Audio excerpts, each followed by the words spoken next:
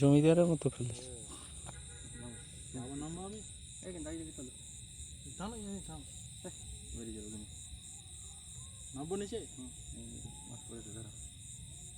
ঠকঠক করছে। আমাকে নামাবে নিচু করে করে একটা ধুয়ে ভালো করে পরিষ্কার করতে। আগের দিন যখন তুলেছিল আস্তে আস্তে আস্তে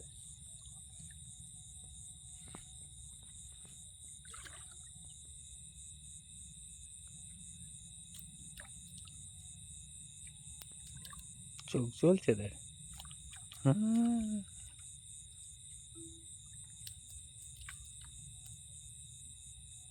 চাপ পড়ে না যেন।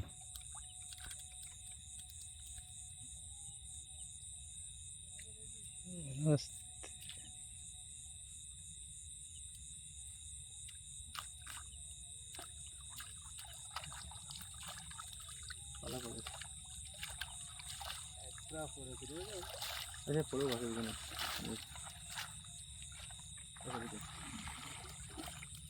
চলুন দেখি।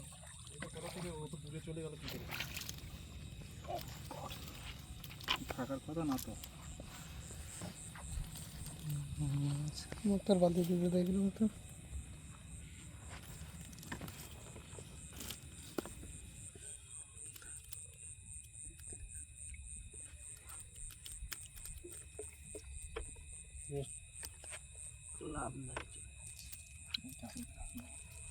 পানি একটু কমিয়ে দে না, পানি কমিয়ে দে একটু। থাক থাক থাক থাক থাক। ধরে কিন্তু মুন্সি কোথা থেকে এসে গেল বুঝলাম না। তোলা হয়নি ঠিক। এটা ছিলাম ওই জন্য ডাউট হচ্ছে। ছিলাতে এখন ছেড়ে দিই না, ওইখানে ওইগুলো আলাদা রেখে দাও, ছাড়বো না। খুব রাগ রাগ মানে খাচ্ছে না জমিদারের মতো। আরো তো বহু ধরা হচ্ছে। ছিপ দিয়ে দিয়ে ধরছে। 20-30 কেজি ধরা হয়ে গেছে।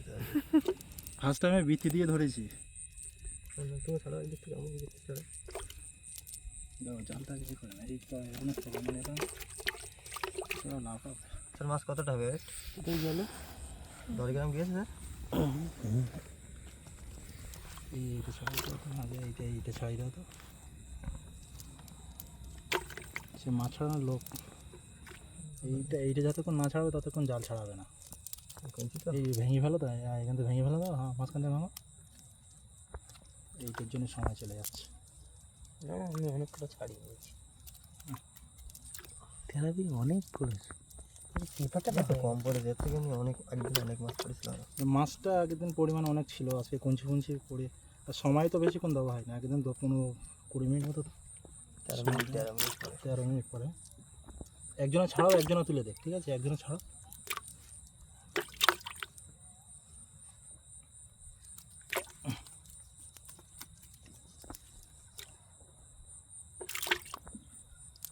হাতটা একটু সরিয়ে রেখে দাও।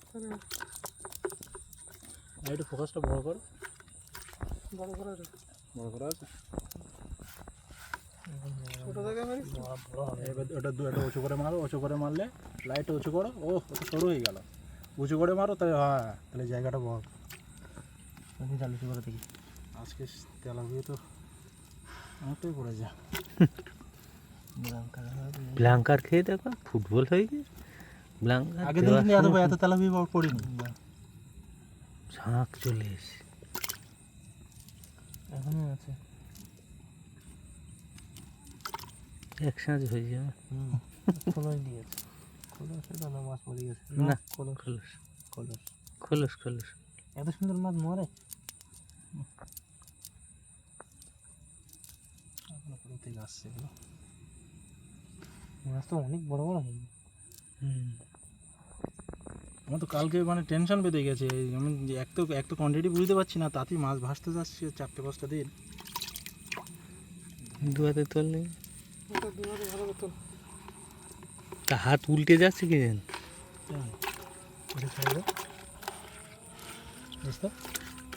এটা ছাড়িয়ে কারখানা।